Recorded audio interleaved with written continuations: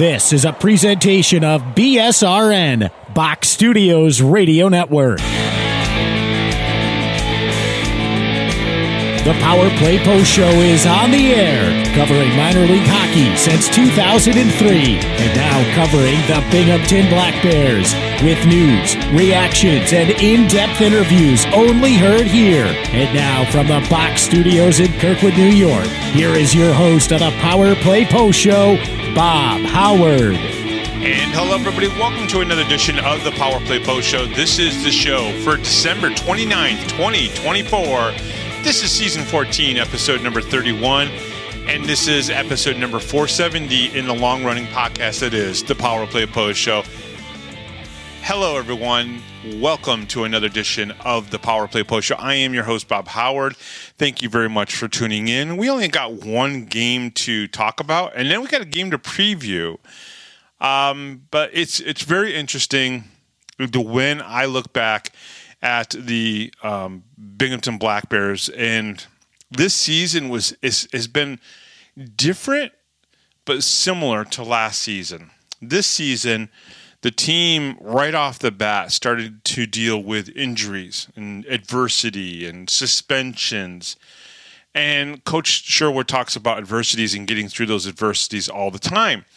And I'm trying to figure out, and I think everyone else is trying to figure out, what does it take to get through the adversities through a season for a hockey team, a sports team, baseball, football, basketball, whatever it is, right? Soccer team.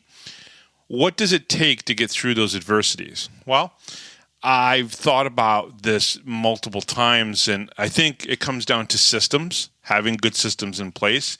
As I've always said, if you're someone like Bill Belichick, for 18 years, he was able to create a system where he could plug people in one at a time, right? And as somebody left or went out, he could plug somebody into those positions. I think that's important. So you have to have a solid system that you could interchange people at any given time. We've seen this with the Black Bears, with taking defensemen, make them forwards, making forwards, and turning them into defensemen. Now, of course, some of these people have prior experience, right? Donald Olivieri had some prior experience playing forward. Jesse Anderson had some prior experience playing defense. Emerson Emery, right here on the show, talked about playing defense one of his years in junior.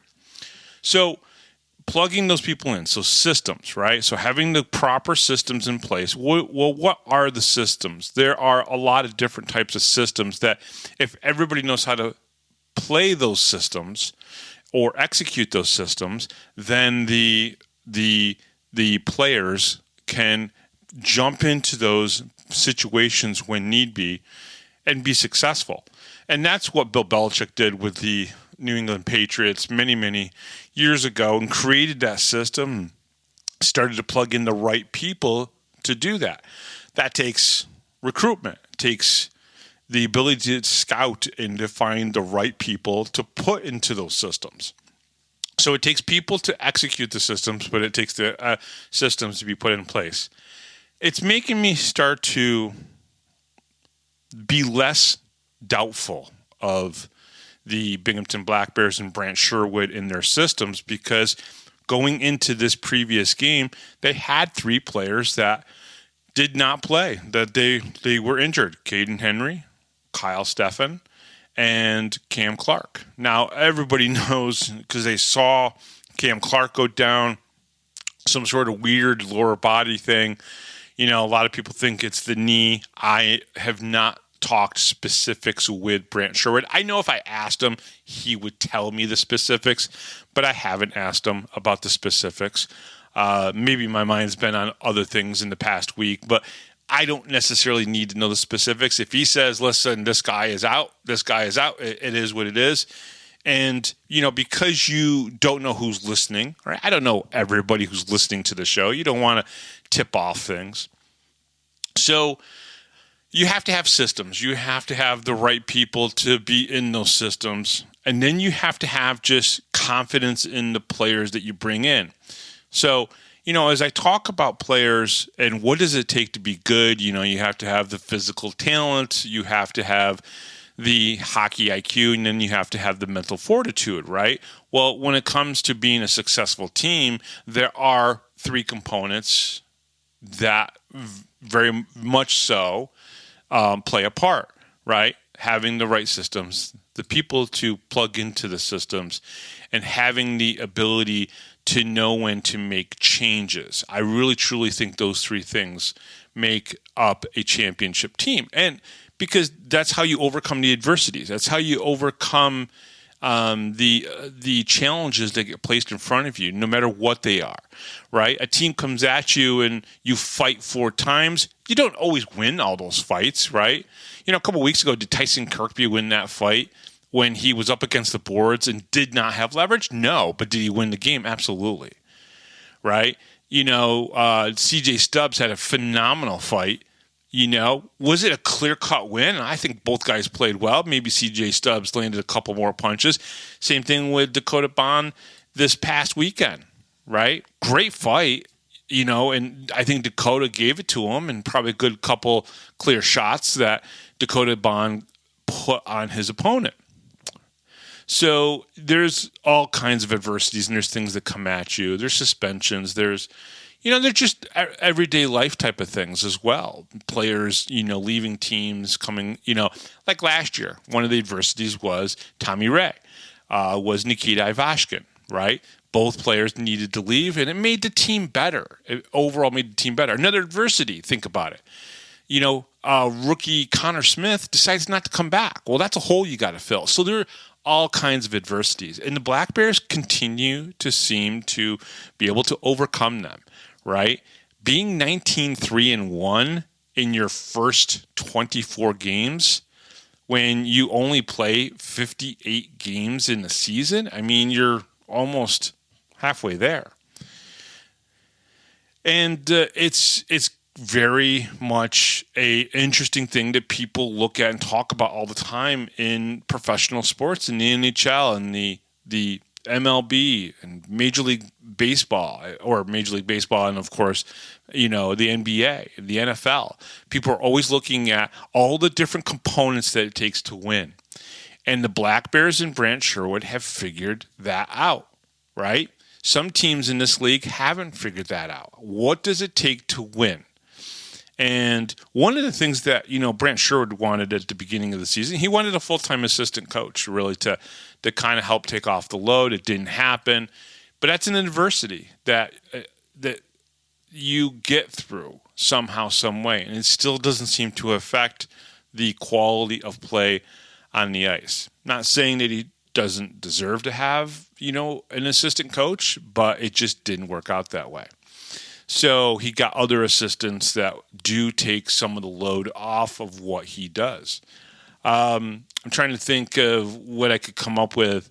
You know, playing against a team like the Port Huron Prowlers, that's something that you got to overcome as well, right? Because they don't have the ability to do a run and gun type of scenario when it comes to, they can't do that. So they kind of play like a trap type system where they are slowing you down. Their sticks are always moving. They're always in the way, and it frustrates that crap out of you. And the Black Bears just seem to be able to overcome every single little bit of those type of things that get in their way, those challenges that get in their way. And they've done a good job of that. And again, they went into Danbury where it's a hostile environment. There might have even been something going on in the second period of Saturday night's game behind the bench, but the guys ignored it. They ignored the Danbury distraction, and they got a huge win out of that. And you know, there's a lot of components to that. Tyson Kirkby blocking shots, sliding back and blocking shots so Connor McAnanima didn't have to make another really good save, because he made a lot of great saves in that 28 save. I mean, out of the 28 saves, I would say there were at least 10 grade A chances, and he stopped them all. That's huge.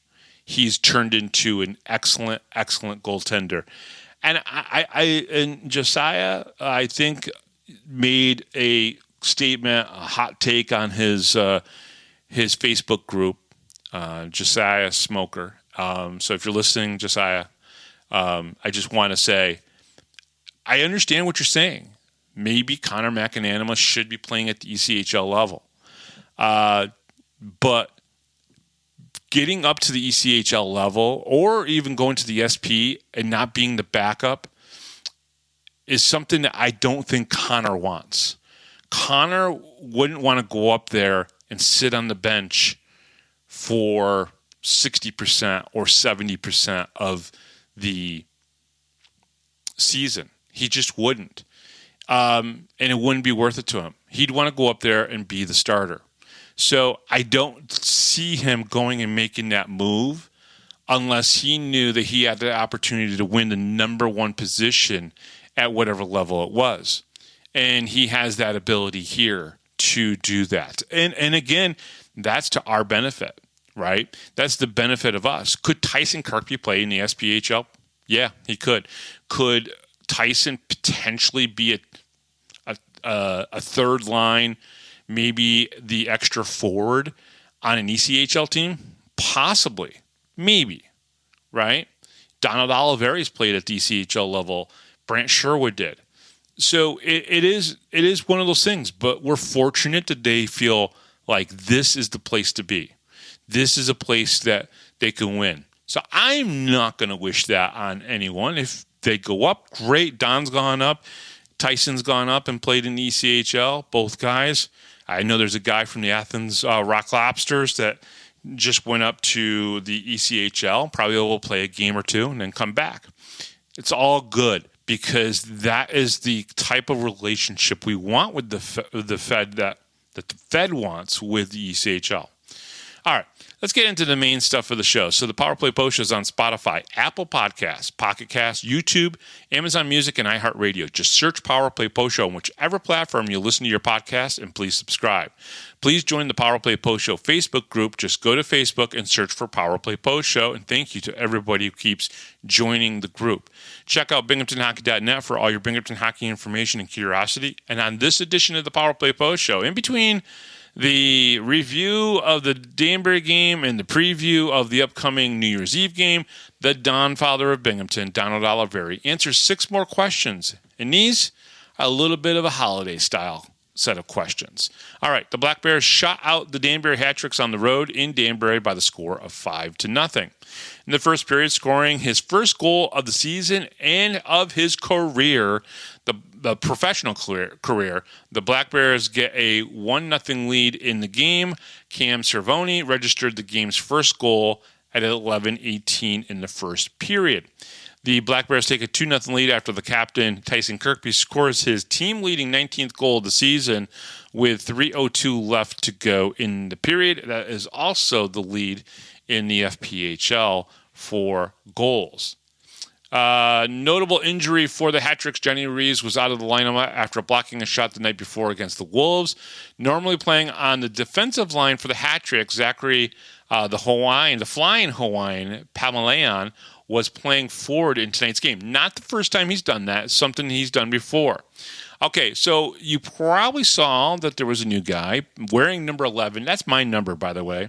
So I don't know if I'm okay with them giving out that number so freely like they have.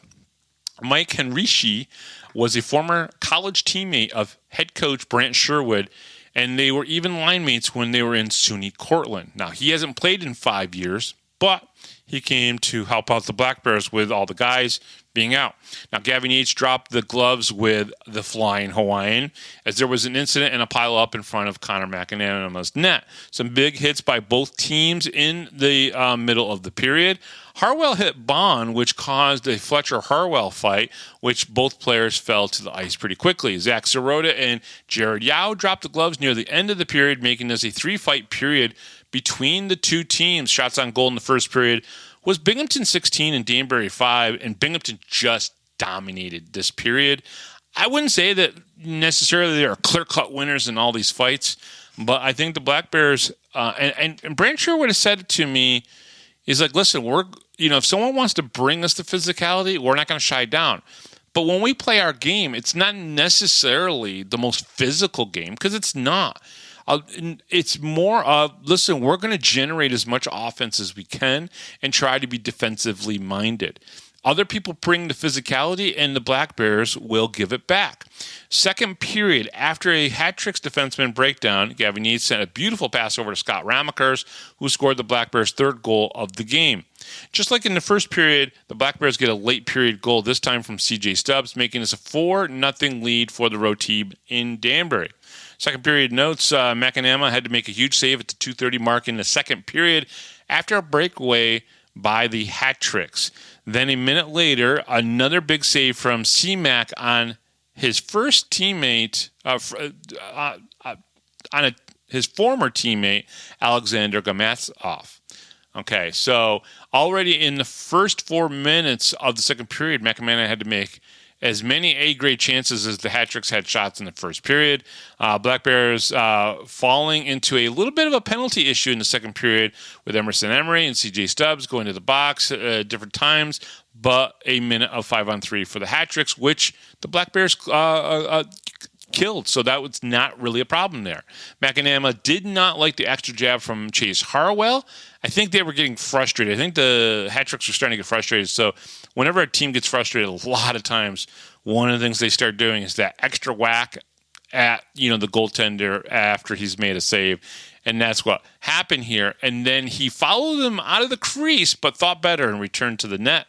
The hat-tricks appeared to be getting frustrated and taking extra shots and jabs at C-Mac as they skate by him, trying to rattle him. Maybe. Ramaker scored his second goal in as many games and is starting to take the shots more than looking for the extra pass, and that is paying off for the Black Bears and for Scotty as well. Black Bears definitely had issues not staying out of the box in the second period, though they killed all the penalties in the middle frame. Best fight of the night was from Dakota Bond and the flying Hawaiian Pamela Allen, who both fought well, but Bond was the clear winner in that fight, the fourth fight of the night. Not that it was on camera, but after the Bond Pamela Allen fight, fans started going after the Black Bears bench a little bit. Excellent period by the Black Bears, in my opinion. Shots on goal was Binghamton 12, Danbury 12, but the totals were Binghamton 27 and Danbury 17 after the second period. Now, in the third period, with Jacob Ratcliffe in the box for hooking, the Black Bears get their fifth goal of the night on the power play off the stick of Scott Ramakers, his second of the night. Third period notes, the third period was uneventful, as the first penalty didn't happen until the 16:52 mark, a Ratcliffe hooking. Overall, the Black Bears again showed why they are the best team in the league. Black Bears got another late period goal, this time on the power play. Cole called it as Scott Ramakers, but the off-ice officials initially gave it to Nicholas Poirier, and then they had to change that afterwards. Connor McAnama had his third shutout of the season and his fifth of his playing career, saving all 28 shots he faced. Excellent performance for the Black Bears after dealing with Clark, Stephan, and Henry all being scratched due to injuries. Shots on goal, Binghamton 9 and Danbury 11 in the third period. Totals, Binghamton 40 and Danbury 28. Okay, here's some quotes from head coach Brant Sherwood after the game. Okay, after a 5-day break, I was a little skeptical about how we were going to come out tonight. I thought our first period was stellar and we carried the momentum throughout the game. 100% correct there. Brant basically states they came out and they set the pace. Without a doubt, it was all them, and it carried through the rest of the game. Big reason why they got A, 5 goals, and B, they got the shutout. All right. On C-Mac, he said, C-Mac had some very timely saves, also been one of our most vocal guys on the ice. I'm happy to see him continue excelling his game. I really believe he came back hungrier this year, and it's showing. And that's crazy, right? You always think that, okay, the team wins a championship and they're playing well. You don't expect them necessarily to, come back out and be even more hungry to win again, but C-Mac is, and Coach Sherwood notices that. Okay, on some of the injuries and some of the people that had to step up, and I think this is really the important quote here. Josh Fletcher could barely skate on Friday and battles tonight to help us with a win. Clear as day, Josh Fletcher was not the player he normally is. You could see him battling, but it's great to see him out there. You having a full team, yeah, they could have skated with 17 players instead of 18. By having an extra guy out there and someone with the experience of Josh Fletcher, I think is huge. Okay, he continues on. Zach Sirota steps up and plays down the middle for us. He had a great puck composure and controlled the middle of the ice. Then we move Emerson Emery back up to forward and created energy for us. Everyone seems to step up when their numbers are called. Scott Ramakers moves to the second line and buries a couple. Cam Cervoni gets his first of the season. This group just continues to get better through adversity. Now we focus on the Venom for Tuesday night. And again, I totally agree. I thought this was a great game. This is one of those games you're just going to look at it. You're going to go back and go, you know what? They could have lost this game. They could have gotten beat. I think, I'm not going to say that Johnny Ruiz would have changed this from a 5-0 shutout for a victory for the hat tricks. But it does make a difference when you don't see Johnny Ruiz on the ice. It makes a difference. It's a different team, right? Black Bears probably still would have won the game. They might have still scored 5 goals, but maybe it's not a shutout because Johnny has that ability to just get a puck past a netminder. And I'm not questioning the game, and I'm not saying it's an excuse. I still think the Black Bears would have won. From what I saw there, even with Johnny Reeves in the game, I just don't think that the Hat-Tricks have what it takes to beat the Black Bears this year on a regular basis like they were able to do a few years ago, right? Last year they weren't able to do it, and now this year. So, again, great game.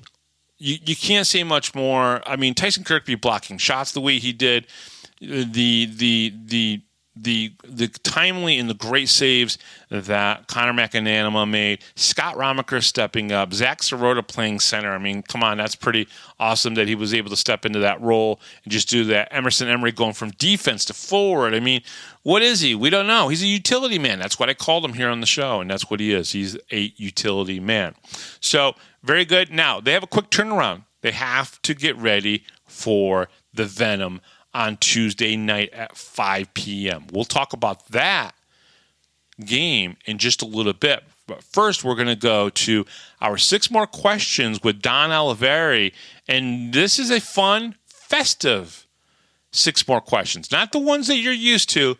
These are the important ones that everybody needs to know the answers to. We go to the Don Father, Don Olivieri, for those. So coming up next here on the Power Play Post Show is 6 more questions with Don Olivieri. We'll be right back, right after this. Hi, this is Don Biggs from the 92-93 Binghamton Rangers. Hi, this is Brandon Buczynski. This is Grady Wittenberg, the voice of the Binghamton Senators, and you're listening to the Power Play Post Show.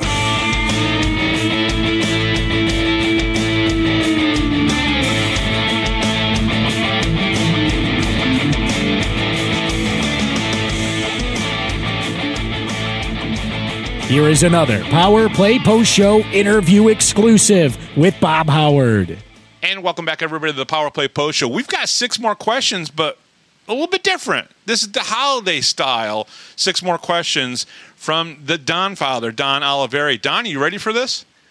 Oh, yeah, let them rip. Okay, this is going to be good, and this could start some conversation amongst the fans for sure. All right, so number 1. And this is the most important question of the whole 6. Is Die Hard a Christmas movie? Oh, man, it's so funny you just asked me that. I just had a huge discussion with like 5 of my buddies in a group chat about this. Okay, and? And we all came to the conclusion it's 100% a Christmas movie. Yes. All right. It's not going to make my wife happy, but I love it. All right, because I totally think so as well. All right, number 2.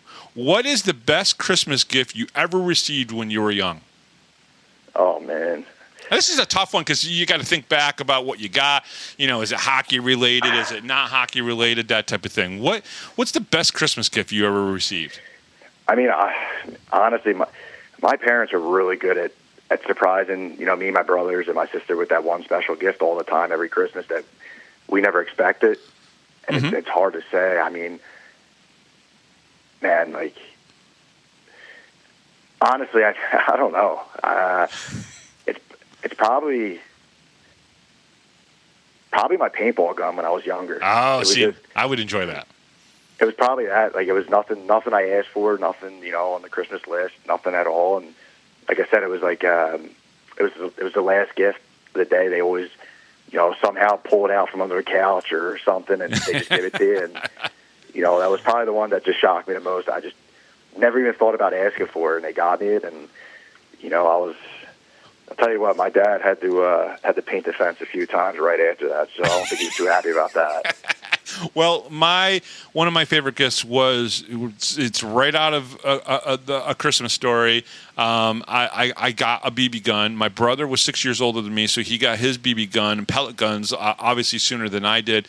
But I remember that first year I got the BB gun because that meant I could be a part of the family BB gun war, which is a whole other story for another time. Probably not suitable for Christmas, but either way, that was mine. All right, number 3.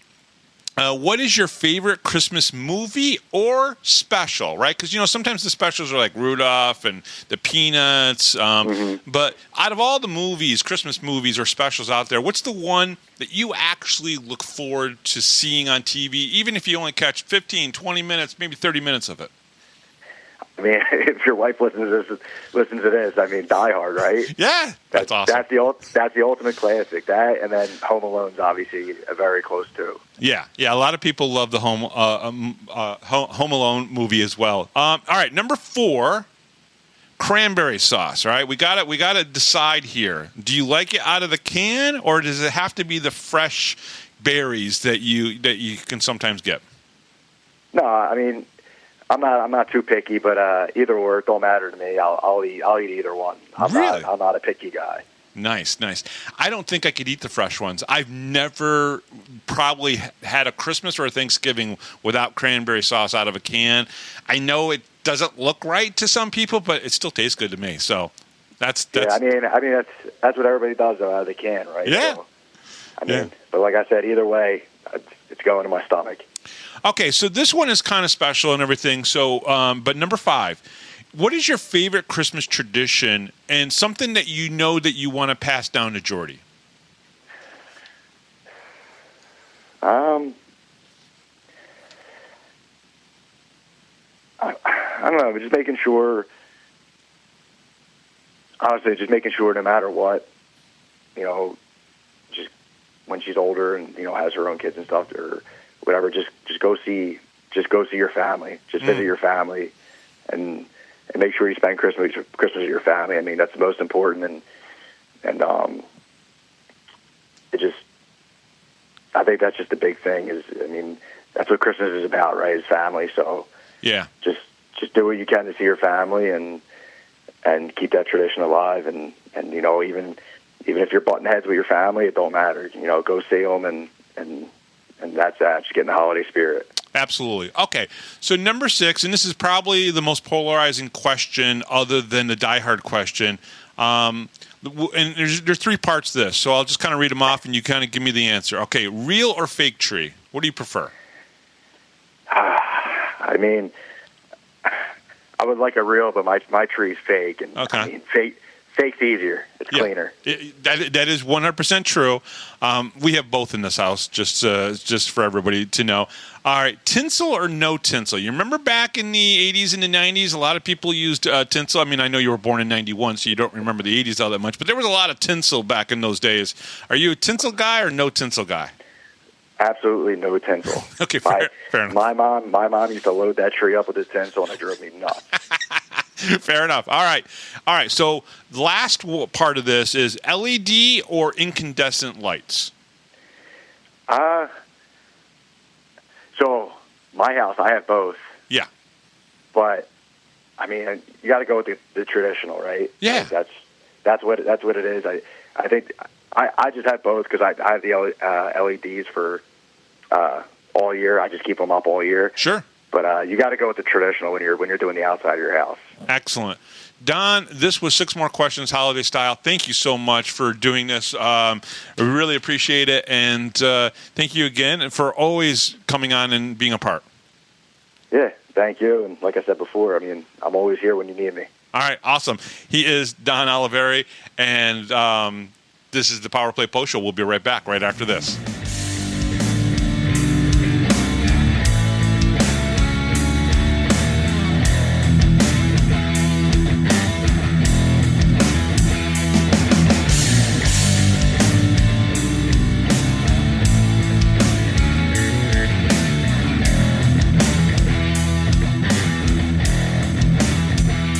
you're a Binghamton hockey fan, then you need to check out binghamtonhockey.net for all your news, stats, information, the Binghamton Hockey Hall of Fame, top 10 lists, profiles, and so much more. That's binghamtonhockey.net. You're listening to the Power Play Post Show. And welcome back, everybody, to the Power Play Post Show. That was the Don Father, Don Olivieri, answering 6 more holiday questions here on the Power Play Post Show. Again, I hope everybody had a great, merry, and happy Christmas and Happy New Year to everybody. I know I didn't say it at the beginning of the show, but I hope everyone has an excellent 2025. But being said, we will talk about New Year's Eve, right? Because New Year's Eve, everybody's going to get together, have a party. Well, hopefully some of you will come out to the arena in Binghamton to see the hockey club Venom, the HC Venom, versus the Binghamton Black Bears at the arena Tuesday night at 5 p.m. Now, I do want to say before we go into this, I will be having a pretty cool discussion with MJ Merkel that'll be on our Thursday show. Now, we will be doing this interview Monday evening. So as I'm recording this right now, it's Sunday. Monday evening, I'm going to be recording with MJ.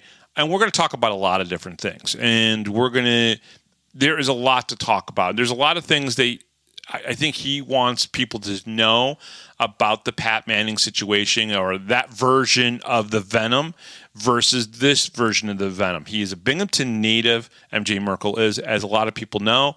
He got to live out kind of a dream that I'm sure that he shared with Gino D'Angelo and other players from the Binghamton area, being able to play professional hockey on the ice at the Veterans Memorial Arena. So we'll talk to him about that and maybe a couple other really cool things, maybe see what he remembers about the 2011 Calder Cup Championship as well. So we will talk to MJ Merkel, and you'll get to hear that on Thursday. So that'll be pretty cool. But we will be playing the Venom on New Year's Eve. This is their first time. So I think the other 2 times, one was Danbury and Watertown twice, I think, on New Year's Eve. Well, you can always go to binghamtonhockey.net and check out the New Year's Eve game section of the website to get that information. The MJ Merkel-led team is coming back to the Veterans Memorial Arena for the first time since October 19th. That was a 5-0 win for the Black Bears. And I believe that was really right around when the change happened for coaching. It wasn't Merkel's team, even though he was the head coach at that point. In 3 games this season, the Black Bears are 3-0 against the Venom. The Venom are 6th in the Empire Division with a 6-9-1 record for 19 points. They've played the least amount of games with 16 in the Empire Division, which ties the Athen Rock Raptors, who've also only played 16 games in the Continental Division. They are led offensively by Imantis Norika, who has 20 goals, 14 assists, and 34 points in 15 games played. Dustin Jesso has 14 goals and 13 assists in 11 games played for an outstanding 2.5 points per game average. We all know that Jesso is a thorn in the side of the Binghamton Black Bears. John Moriarty is 5-6-1 with a 4.31 goals against average and an 89 save percentage. The more the likely the starter for the Venom on Tuesday night. The Venom do score 3.6 goals per game on average, but do struggle a little defensively, which could play into the Black Bears' favor. In the 3 games the Black Bears and the Venom have played, the Black Bears have scored 9 goals in 1 game, 5 goals and 5 goals in the other 2 games, while shutting out the Venom in Newburgh, New York, in their first meeting. However, this is a different team than the Venom and the Black Bears saw in the early stages of the season, with MJ Merkel taking the head coaching reins from Josh Newberg and staying on the bench, which has made a huge impact. Now, remember, Josh Newberg was a player head coach, and as the assistant, MJ was behind the bench. I don't know the dynamic. I don't know how that worked. As you guys have all heard me say here on the show, I truly believe a head coach needs to be behind the bench. You see things, you observe things, you write things down, you go into the locker room, you make the adjustments. Sometimes you make adjustments during the middle of the game, right? Sometimes you wait and you go into the locker room and you make adjustments. You talk to players and you get things changed the way you want. I think that's what made the difference, a big difference between MJ Merkel running the team completely versus Josh Newberg being, and plus you had your head coach out there fighting people. It just didn't make sense to me. I'm going to be honest. I didn't understand it right from the beginning. I think Josh Newberg should have just been the head coach, but then MJ Merkel wouldn't be in the position that he is in right now. So you can say what ifs and should haves, and that doesn't really matter. So the power play is good with Norica scoring 9 of his 20 goals this season on the power play. They have a good power play, believe it or not, which converts 27% of the time. One of the best in the FPHL this season. David Gaeta has 3 power play goals, and Gesso has 4. Staying out of the box is important for the Black Bears in this game. However, every time I say that, they still do good on the penalty kill. The Black Bears PK went 6 for 6 last night against the Hat Tricks and is becoming one of the best PKs in the league. If not the best, it's becoming one of the best, which is ranked second right now behind the Carolina Thunderbirds. They are probably one of the best teams on the PK. The Black Bears PK has only given up 14 man-down goals in 118 chances for a 88% kill rate.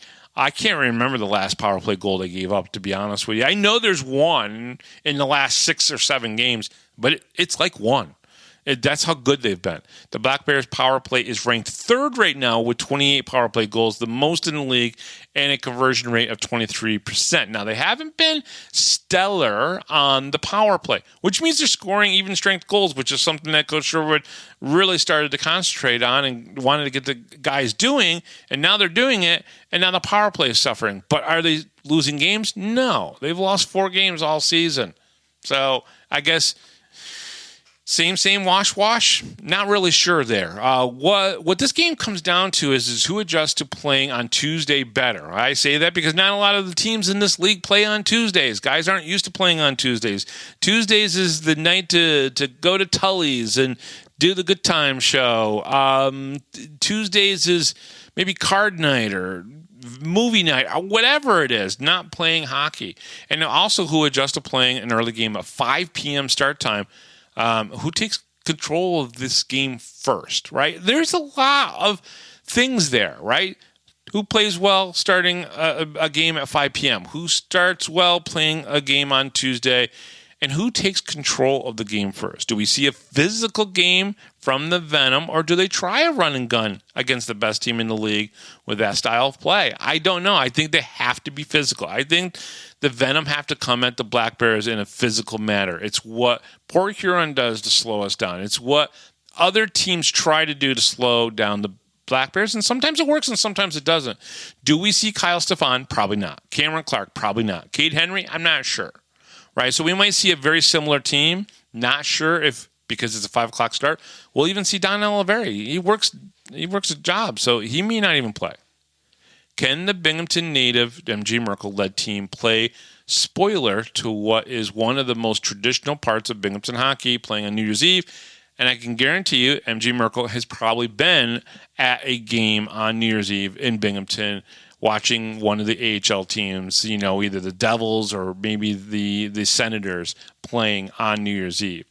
Binghamton hockey teams are all-time on New Year's Eve, 28, 16, 2-1 and then at home, 26, 14, 2-1, because 4 of those games were played on the road.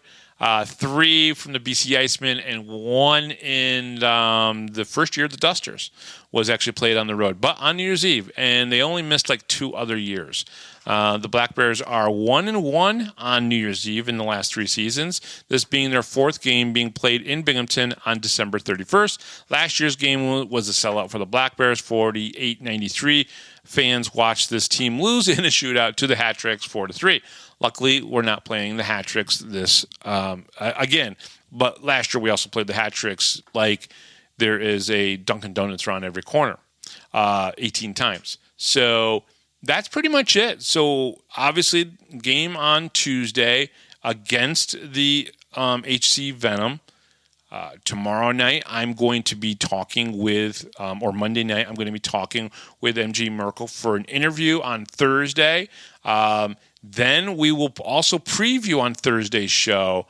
We got 2 weeks of the team after the Tuesday game of the team being in the Michigan part of this country, or basically Michigan for all 4 games. 2 games against the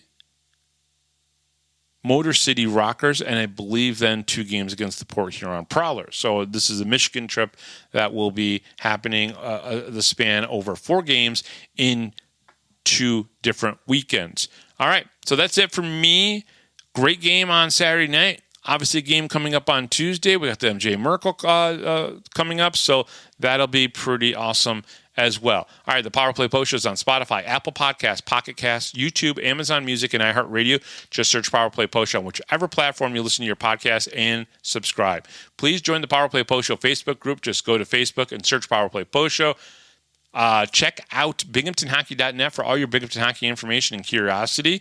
Thanks to Rob Lapolis, our MC, John Patitucci, our musical director, as well as from the Binghamton Black Bears forward, Don Father of Binghamton, Donald Olivieri, for answering 6 more holiday questions.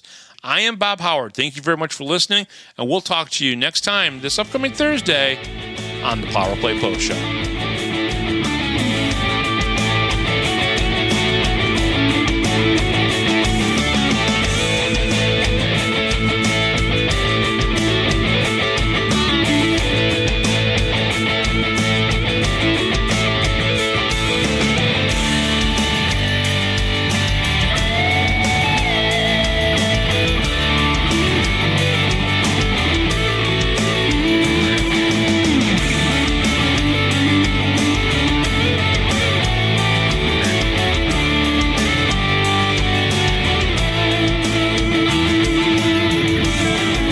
Thanks for listening to this edition of the Power Play Post Show. Be sure to tune in next week to the Box Studios Radio Network for all the latest Black Bears news and interviews from around minor league hockey. The Power Play Post Show would like to thank John Patitucci for all the music you hear on the show. You've been listening to the Power Play Post Show.